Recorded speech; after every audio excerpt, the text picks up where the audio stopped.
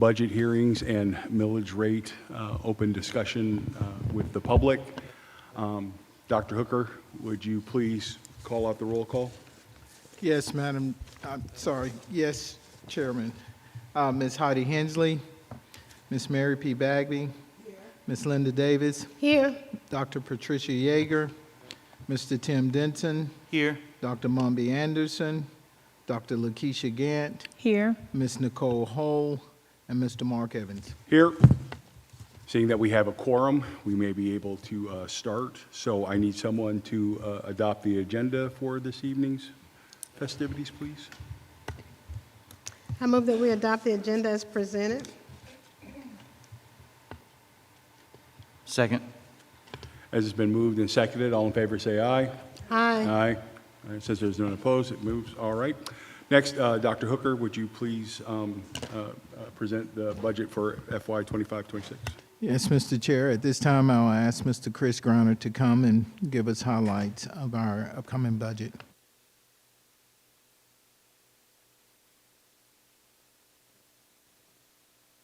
Thank you, Dr. Hooker. Good evening.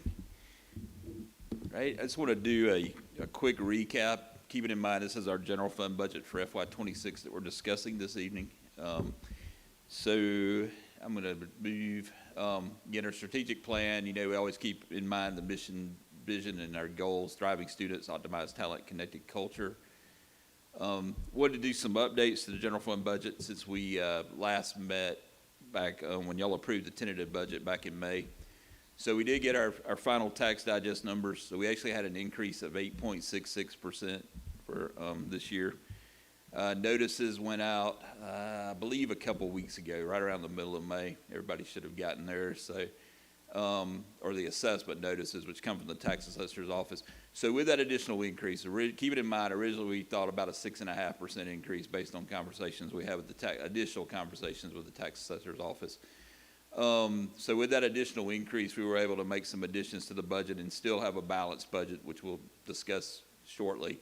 And that was always our goal this year. Last year, the budget that was approved last year took about $6.7 million out of reserves. This year, with some of the uncertainty that we're facing just with the Promise School Scholarship federal funding cuts, felt like this year more prudent to have a balanced budget. So with the additional tax digest increase, our recommendations in the budget are 3 certified officers at an estimated cost of $300,000, and Dr. Hooker is going to discuss that a little bit later in the presentation, as well as the 14 non-certified or unarmed officers at an estimated cost of $840,000. Those 14 officers would be 1 for each elementary school, so that's where that number comes up. But as I mentioned, Dr. Hooker is going to go into a little bit more detail about that later. We did add back in deferred maintenance of $1 million. We've done a good job with our HVAC systems thanks to some contributions from our SPLOST program. Our next biggest issue we have to tackle is roof repairs, replacements within the district. We have several that are kind of high priority right now, so we feel like that deferred maintenance will definitely come in handy as we add that back into the budget. We originally took it out because we didn't think, we weren't going to be able to balance the budget with that in there. And then we also, with the additional increase, we proposed an addition of a sustainability coordinator at an estimated cost of $133,000. That's salaries and benefits. We'll discuss that later, as Dr. Askew talks about in the, that position would be under district services, and I know in his presentation he's going to go into that a little bit more, and we can give you some more, background on that as well.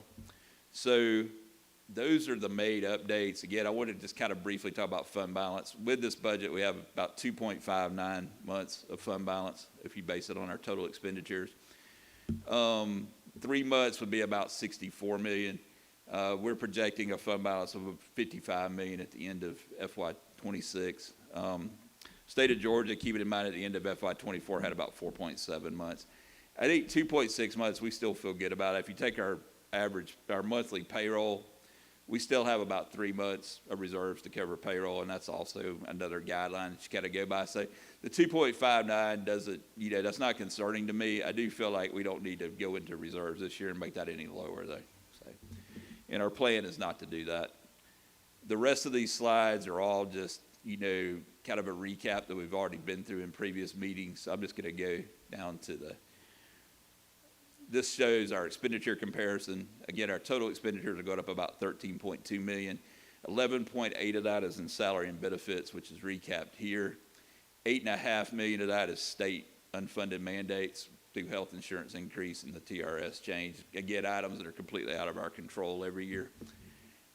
We do have a step increase, which is for about $1.3 million, and that's for eligible employees. I always like to point out that some employees may have already be at the end of the step process, or there may be sometimes as it gets toward the end, it skips.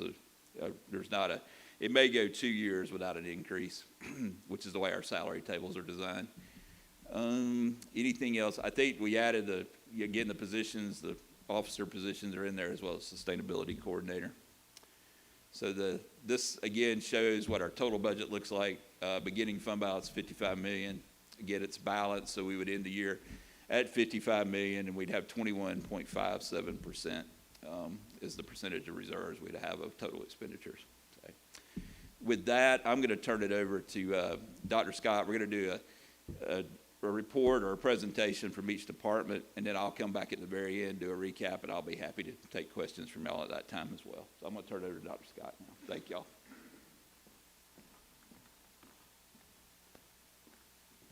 Right. Good evening, everyone.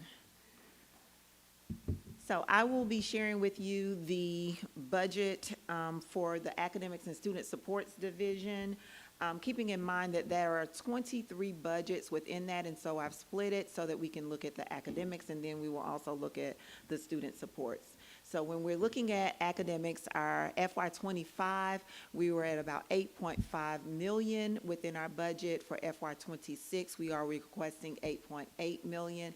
That is an increase of $261,276. So I'm going to go into a little bit more detail to explain what the additions are for, as well as the reductions that were made. Within academics, we are making some reductions around our curriculum resource coaching. As was shared yesterday, we are moving towards ensuring that our schools are focused more around standards mastery and focusing the instruction on how we can use the resources to support standards-based teaching. Our resources did have coaching happening when we were first implementing to ensure that all teachers and all building leaders understood all components of the resource and how to use that effectively. Now that we are 2 years in, 2 or more years in on all of our resources, then we have been able to back off of purchasing those actual coaching resources from the curriculum resource. We are also decreasing or reducing the amount of outside consulting contracts that are used to support various elements of the academics, whether that be coaching or professional learning through outside contractors, and definitely utilizing the talent that is within the district. Our staff conference attendance has been adjusted to focus primarily on those that are state or local professional learning opportunities, virtual learning opportunities, limiting out-of-state travel to conferences. While we do support professional learning and growth, we actually encourage that, then looking at how can we do that in a more fiscally appropriate manner to minimize the amount of travel that we're having to pay for. A lot of our conferences can be done virtually. They have virtual options, and we also have a lot of great opportunities here in the state of Georgia. So every staff member was asked to limit their out-of-state to 1 out-of-state conference. For our summer curriculum work, we were able to decrease how much we have budgeted for that because we are in the phase where we do not have new curriculum resources that we are working on writing curriculum for. We are actually more so working around the revisions, and we are looking to do that through our content collaboratives, which came back last year or this year, and with a focus on ensuring that our content coordinators as well as instructional coaches have as a part of their monthly agenda to review the curriculum portal for updates, getting feedback from teachers regarding how it's been used by them, where they see some gaps in what is needed, so that we are doing that in the moment and not waiting until the summer, since we do have those content collaboratives now happening on a monthly basis. The additions that you see, which actually caused us to see a slight increase in our budget, is because we had to move all of the consumable purchases that were previously covered through ESSER, which was just over $600,000, to our general fund because, of course, our ESSER funds have sunsetted, so we aren't able to actually purchase those through ESSER anymore. We also added the purchase of band uniforms for both of our high schools at an amount of $125,000 total for both high schools, and that's based upon rough quotes that were received from some vendors we've used in the past. And then we are also refurbishing our science kits for kindergarten through 8th grade.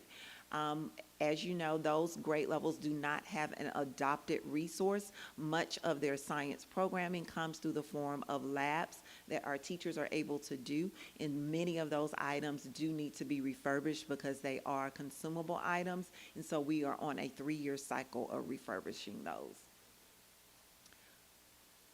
For student supports, our FY25 budget was just over $900,000. For 26, we are requesting right at $800,000 for a decrease of a little over $100,000. That decrease is coming again in the form of adjusting our outside consulting contracts as well as staff attendance. We did have one addition to that budget in the form of Leader in Me materials that would need to be purchased for our schools that are not included in the Leader in Me grant because they had already adopted Leader in Me, but they do have materials that they need to refurbish from year to year as it relates to the implementation of Leader in Me. So that concludes academics and student supports. Are there any questions? Anyone have any questions? No? Ms. Davis? I just couldn't stand to see you sit down without a question. So thank you. No, I appreciate this, and I really enjoyed reading about the, it looks like a narrowing, if you will, of the focus to get more, again, things pointed toward the students themselves. What is the, when we have these outside contractors that we're losing, not concerned about the people who got the training and went through the professional development, but how many new people are we bringing on board, and who will be responsible for making sure that they receive the same level of training that we're now eliminating from the budget? So it really depends on what we're focused on with the training. So we'll still provide professional learning at the district level. As you know, we've adopted a platform where we're able to build a catalog of professional learning opportunities for for teachers and leaders to choose from as needed based upon what their individual school needs are, their individual grade level needs, as well as some self-paced professional learning opportunities for individuals that do want to get a deeper understanding about various content, concepts, instructional practices, classroom management, SEL. There's a variety. So all of our content coordinators were asked to identify what are some of the top professional learning opportunities that we would want to make sure is available across the district for all staff, as well as our special education department, our student services, so that's getting into the support services. So all that's available.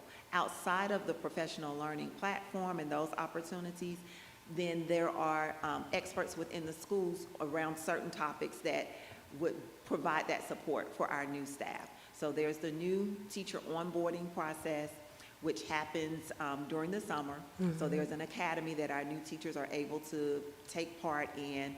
But beyond that, schools have their new teacher onboarding that happens throughout the year. So they're providing professional learning through their instructional coaches, through the building leaders. They're bringing in content coaches and others to work with them as appropriate as they see the need is there, based upon whatever their area of expertise is for that new teacher. If it's special education or if it's a specific content, then working with the content coordinators. So that will still be provided. So my follow-up is, are we able to measure that? Are we able to, for, let's say every school has a school improvement plan, right? And so the onboarding of new people, getting again, coalescing around the climate surveys, around the students' performance. Is there some way to link the professional development that teachers are experiencing and how that is cohesively working within the schools to see that we are all marching to the same music? Or how do we get to a place that we know that this is the best thing to do? Right. So for all of the professional learning that we provide, then there is a feedback form that all participants are asked to complete, which allows them to give us feedback on whether or not what they learned, they felt like it provided them with tools that they can use immediately and how they might use it, but also giving us feedback on what the gaps might be. Because we're always wanting to look for ways to better serve our students and our teachers. So we do look at that feedback that comes through our professional learning platform. It goes directly to the facilitators of that PL so that they then can know the feedback, and we provide reminders. So they get email reminders if they took part in a professional learning and they have not done the feedback form, then we do, the system automatically generates reminders around that. We also do a needs assessment, and so that identifies what teachers identify as what their needs are as it relates to professional learning. So for our convocation, many of the sessions that are being provided are based upon what we got from the needs assessment that was sent out to our staff around what would they like to see offered for them for professional learning. As a follow-up to professional learning, then we do look for ways to go into classrooms to see the impact of that. So at the building level, our building leaders, knowing what was provided to them, would then follow that up with classroom observations or PLC observations to see the implementation of whatever it is that was taught within that professional learning. Thank you, that's very encouraging.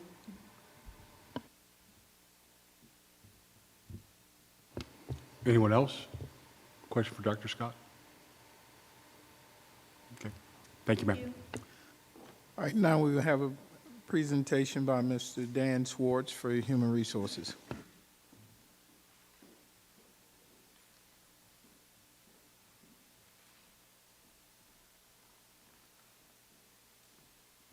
Good evening. So to take a look at our year-to-year comparison for our operating budget in FY25, it was $513,000. In FY26, we are going to see a bit of an increase of $54,000 up to $567,349. This is in large part to almost half of the special education residency-based teacher apprenticeship, which is $248,000, which was approved last year by the board. So to go into the details of what we cut and then what was increased, let me dive into that. So we reduced close to $100,000 through a couple of methods. One was, again, consulting services from the outside. We're also looking to refine our recruitment practice, seeing what works and what doesn't work. And so we have a focus on sort of cost-effective measures like social media and homegrown talent to sort of fill our schools as opposed to sort of more expensive strategies. And then we also have reduced sort of professional learning, limited that out-of-state professional learning services and kept it in-house or in Georgia for the most part. And then in the increase, as I mentioned before, was the $248,000 for the special education residency-based teacher apprenticeship. This is a critical need area that we just can't find enough teachers. And so through exhaustive efforts, through recruitment strategies, we started looking at what are some ways that we can develop homegrown talent to meet the needs of our students, and that is in response to that. And so as that is a big part of our budget, did want to kind of highlight that and where we are, because we did approve that and we did launch a cohort in January, and we do have 2 participants. They have completed their first semester and are matriculating really well through the program. Their feedback through the program has been really positive. They've got a lot of supports. The learning that they're doing is job embedded. They are paraprofessionals with us, and the learning is connected to the university and on the job, so they really do enjoy that. They say it's very practical work that they're doing that they can apply to their job and to credits for the university. We started cohort 2, and we have over 50 applicants over the last couple of months. We are screening those down now. We have invited 11 for final round interviews. We hope to have anywhere around 10. 9 of the 11 final round interviews are with CCSD employees. And so we are looking to develop our own individuals to fill our needs. And we're extremely excited about this. One of the graduates from ACCA Teaching as a Profession pathway applied to the program and was accepted to be a part of that. So that's what we want. That's our ultimate goal, is we want to be able to connect this program all the way down to the Teaching as a Profession pathway, so we can provide a pipeline for our students here in CCSD to meet our needs of our future students. We believe that this budget will allow us to focus on our priorities, which are sort of the recruitment of high-quality staff, onboarding those staff effectively, supporting them while they're in their job, and then developing them to be highly successful in those roles and in their future roles. So, any questions? Ms. Bagby? Yes, sir. When we're at these meetings and you and the others are presenting information to us and the public has access to watch it during the meeting, but when they call us, are we allowed to share these packets? Like you've given me notebooks with lots of information in them concerning finances, and so I'm asking you the question, but I think the question is still you and Dr. Scott and Mr. Griner would know the same, would have the same answer. So is it all right for us to share the information on the packets that we have? Like the financial book, like fiscal year 26 and different things of that nature. I just want to know about that, the confidentiality part of it. Ms. Bagby, all of this information is on the website, it's open to the public, so they're able to access this information. The only thing confidential that we have is when we go into executive session. Those are the only times that that information is shielded from the public. But other than that, I mean, anytime that we have any information, feel free to share it with the people because they deserve to know. Thank you.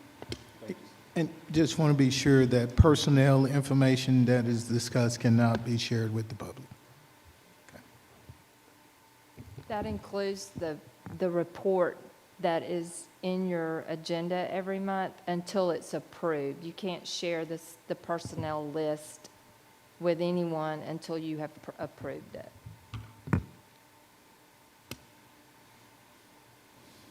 Ms. Davis? Hi.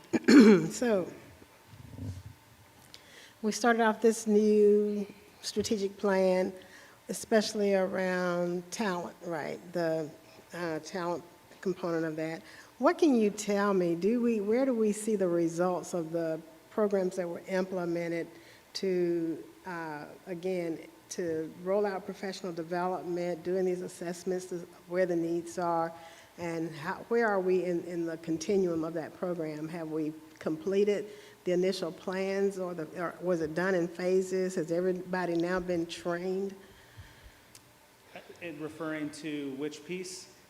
I think what's the third, what is one of the strategies that we have? Which one is it? Currently in the phase of the SPED residency program, and that's where we're at. I can get you some more information on that, some more feedback on that.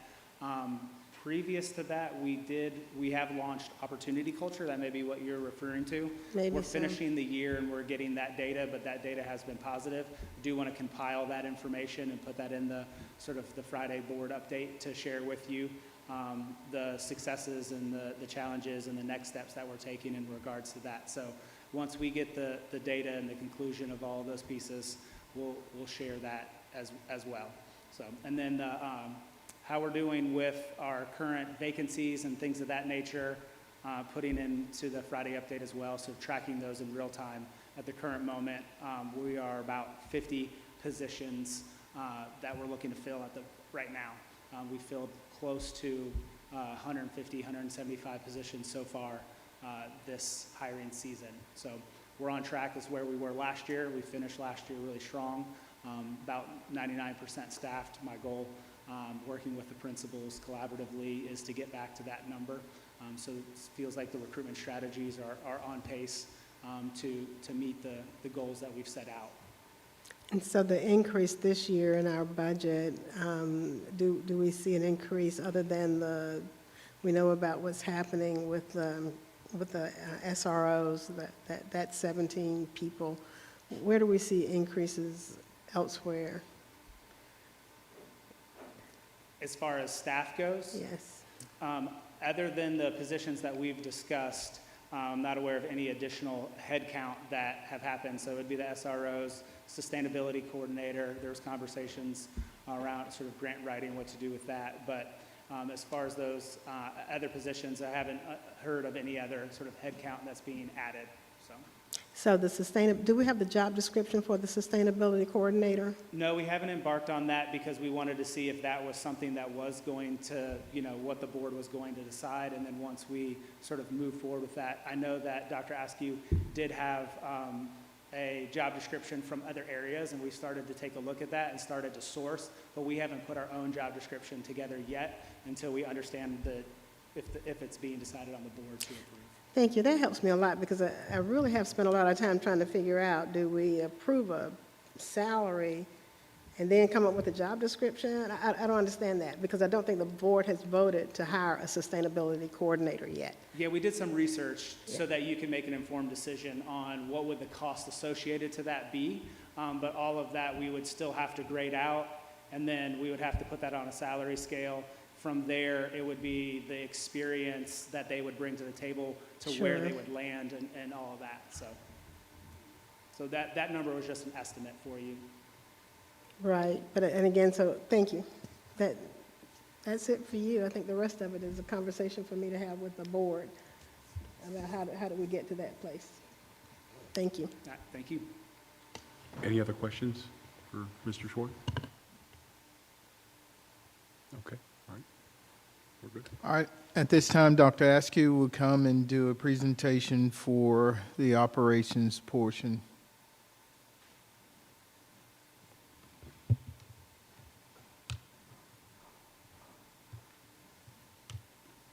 Good evening.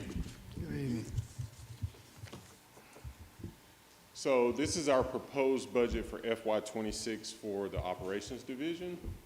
First up is district services. Our FY25 budget was a little bit more than $168,000. You can see that's been reduced significantly, almost $130,000. And the biggest portion of that is we decided to cut the furniture, the site-based budget for that. We've got plenty of furniture, and it's new, a lot of it throughout the district, and we've got plenty in surplus. So that's an area where we can certainly reduce and help the district. Custodial services, you can see the budget last year was $669. We increased to $678, so about $9,000. The biggest difference there, obviously, we've added 2 new buildings, the Learning Center and a new and improved CMS, which has got a bigger footprint. So obviously more cleaning supplies that we need to use there, and then additional training for staff, as well as custodial supervisors are involved with that piece. Plant services, you can see the budget last year was about $8.3 million, and you can see this year it's closer to $8 million, a reduction of about $264,000. The biggest piece of that is there was just equipment that we purchased last year, lifts and trucks and things of that nature that we don't need to purchase now because we already have them. So an additional savings. And then, of course, with transportation, we're at about 1.9 on last year. This year, we're at 2.2. So that was a slight increase in the budget. That's due to a number of things. One, just an increase in number of field trips across the district. We've increased our drivers, so now we're able to fill all of our needs because we're fully staffed, so we're able to go a little bit more for the kids. Also, we're considering purchasing some new routing software that's going to make us more efficient in our routing and planning our routes. And then also the cost of everything, as you know, is going up. So it costs more to repair our buses. And so we've planned for that as well within the budget. And then, of course, for our new EV buses, planning for the what if. If we do have to replace a battery, and I'll kind of give you an aside on that, there's a recall on one right now due to batteries. So just planning for that piece, we've got about $50,000 in the budget for that, so there's a slight increase there. And it just went off. Okay, safety and energy. Last year we were at about 1.7. This year we're at about 1.4 million.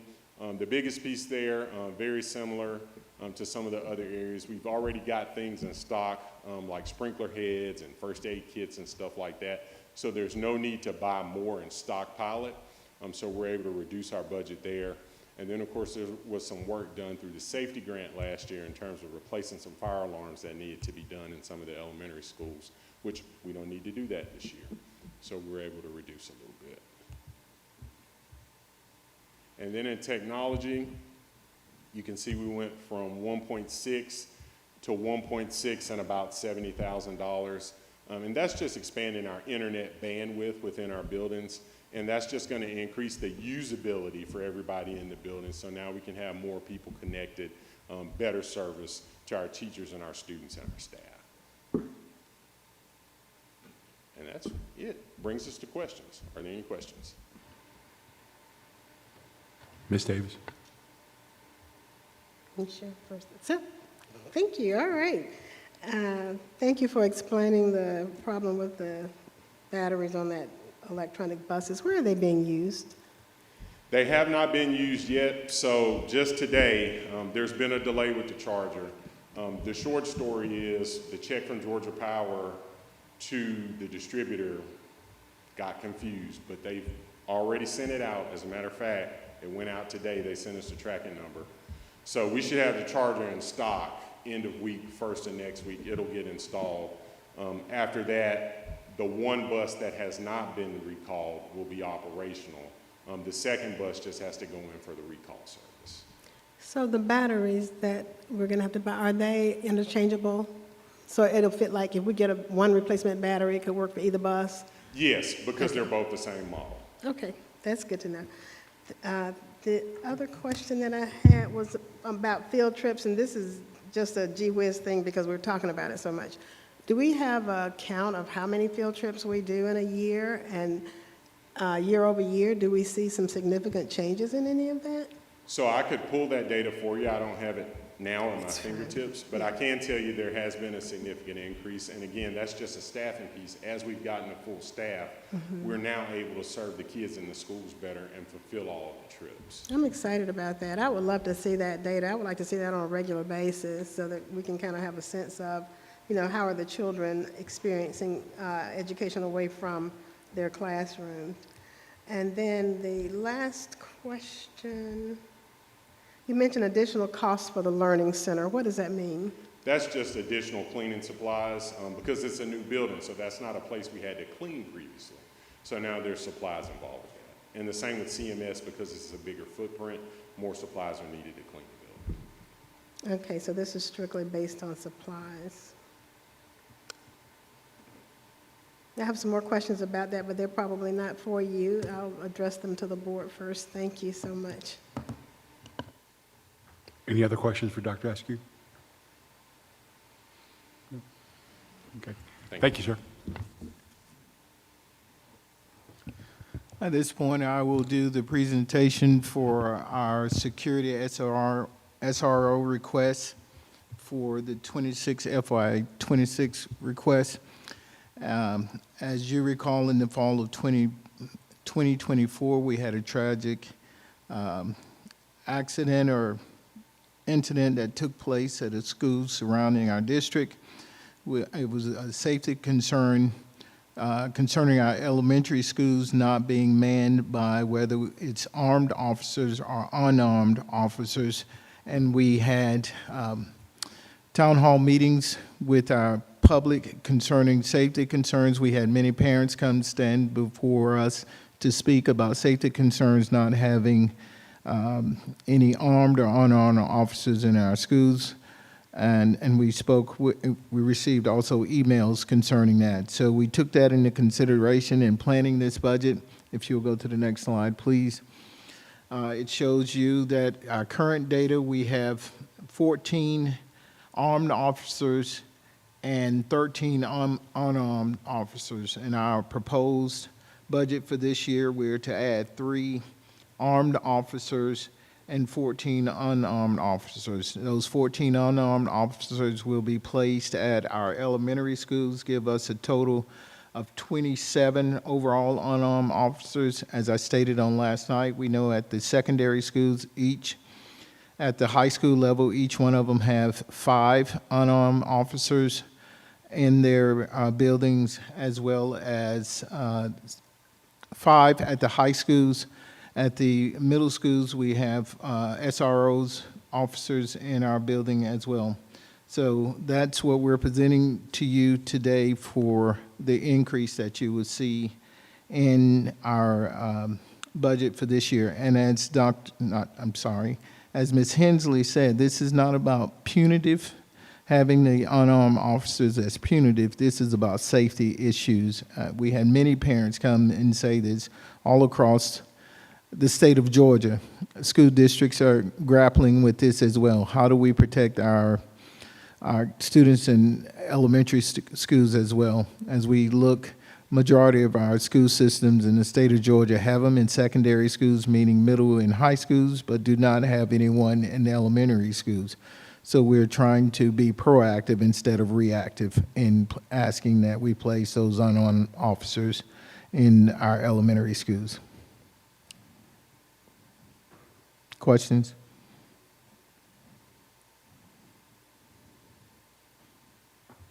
No questions at all? Anybody? I spoke with Dorsey, I'm good. Okay. She spoke with Officer Dorsey, and she's good. Okay. Thank you. All right, moving on then. Mr. Griner?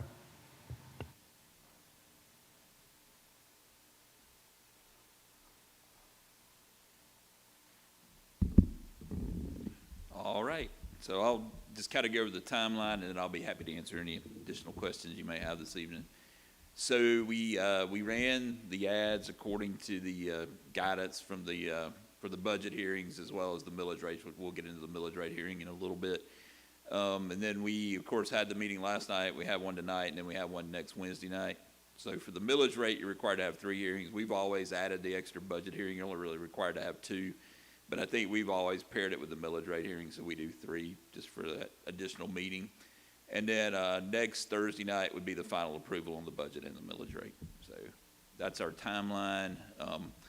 All the ads, as I mentioned, have run already. We ran the last one this past Sunday. So I'll be happy to answer any additional questions y'all may have this evening. What happens if the budget's not approved? If the budget is not approved by June 30th, we're required by state law to have a budget approved by June 30th. If it's not approved by June 30th, you go into a spending resolution. I've had that happen one time before. You basically just enter into a spending resolution for the month of July. The board has to approve that until the budget is approved. So,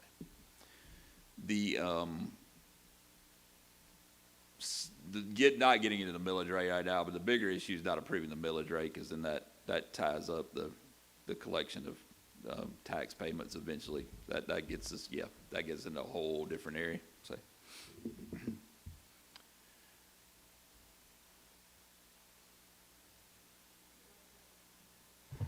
I'm sorry. They're definitely separate, millage rate and then a subsequent approval for the budget, right? Yeah, they're 2 separate approvals. Thank right? you. And the county relies on us to the reason why the millage rate is a little bit different is because the county, even though they set their own millage rate, we set our millage rate. They have to be, there's a simultaneous process. They'll do theirs, then we have to certify ours and send it to them, and then that's when the tax commissioner submits the final digest to the state. And until that digest is submitted, then the payment process can't, even though the notices went out, it's that certification at the state with the Department of Revenue. Great, thank you. Mm-hmm. Yes, ma'am. Any other questions from the board? No? Okay. Shall we go into the millage rate? Yes, sir. Thank you, Sounds sir. good to me. So I'm just going to go over a couple slides on the millage rate. So this is, again, the back in May, the tentative millage rate was set at 18.8 mils, which is the same as we're currently at. So this would, again, there's two pieces to the tax digest every year. There's a reassessment of properties where the tax assessor goes and reassesses all the properties in Athens, Clarke County. We do that, he does that once a year. He and his team, Mr. Dunnigan and his team do that once a year. So it produced a tax increase of 6.46% this year, with the millage rate at 18.8 mils. So by law, you have to state what would the millage rate be if you took that reassessment increase out, and it's called the rollback rate. So that millage rate would be 17.659 mils, and basically says whatever we collected in the 24 tax digest would be the same in 25. That's what millage rate it would take to get there. So it's a difference of 1.141 mils. So you may say, well, the digest went up 8.66%, as I stated during the budget hearing. What's the difference? The 2.2% is any new construction that happened during 2025. So in the tax assessor, you know, actually, I guess that's tail end of 24, 20, yeah, I guess it is 20. So yeah, it's new construction that's happened between the last assessment and this assessment. So it actually does cover kind of that 24, 25 period. So that's where the 2.2%, that's about what we average here in Athens, Clarke County every year is around 2% of new growth. So you take the 2.2 plus the 6.46, and that's our total digest increase for the 25 tax digest. Some property owners, I always like to state this, will see an increase, some will not, depending on what that reassessed value was. Sometimes it stays the same, sometimes it does change. Keeping in mind, we do have the exemption that we talked about during the House Bill 581 hearings we had as well. So some values are completely frozen. So, you know, unless you change the millage rate, it doesn't affect, you know, their taxes at all. And again, I mentioned reassessment notices were mailed out around the middle of May. The next slide, again, is the growth of 8.66. We were at 9.31 last year, so just a slight decrease. You know, typically Athens, Clarke County, before you had, a couple of years ago, we had a 17% increase. It's typically been in that 6 to 9% range if you look at it historical. There's been a few years where it was really high. Y'all all remember the year went 17%. That's when values here really spiked. And they did around the state of Georgia. So we factor in a delinquency of 1%. We do pay Athens, Clarke County 2.5%, the tax commissioner's office 2.5% to collect our taxes. That's by state law. They're allowed to charge up to 2.5%.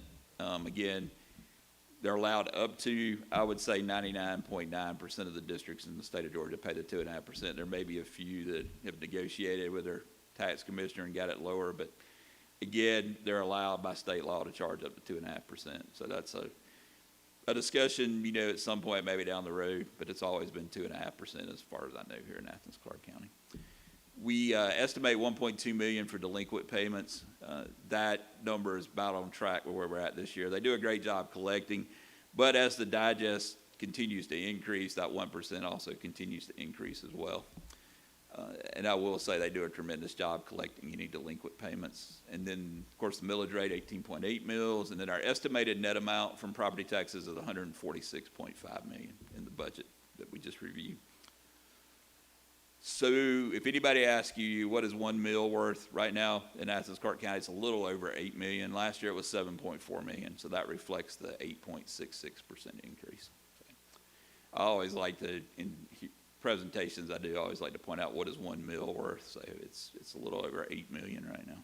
So again, the millage rate chart, the board back in 22 decided to or 23 actually decided to lower it from the 20 mils, which is the highest you can assess in the state of Georgia, down to 18.8. So this, if it gets approved at 18.8 again this year, it'll be 4 straight years at 18.8.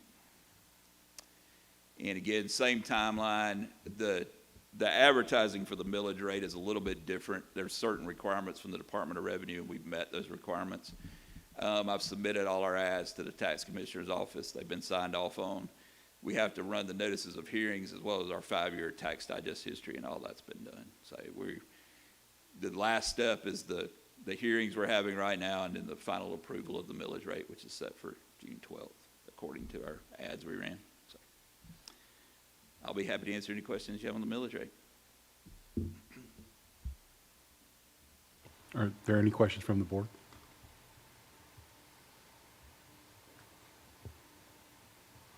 Thank you, Mr. Kreiner. All right, thank y'all, I appreciate it. We have no public input tonight. No one signed up, we will move to adjournment. I need a motion to adjourn. So moved. Second? Dr. Kent, okay. All in favor of adjournment, say aye. Aye. All opposed? All right. Just a reminder that the next budget hearing, budget and millage rate hearing will be the June 11th in this building at 6 p.m. And then we will have our regular work session and then regular board meeting on June the 12th. So I encourage the public to come on June the 11th so that way you can give input. We pay taxes too, and so we understand, and we would love for you to come and talk with us about what you think is going on. So anyway, that's it. Thanks. Have a good one. Drive safe, those going to Savannah.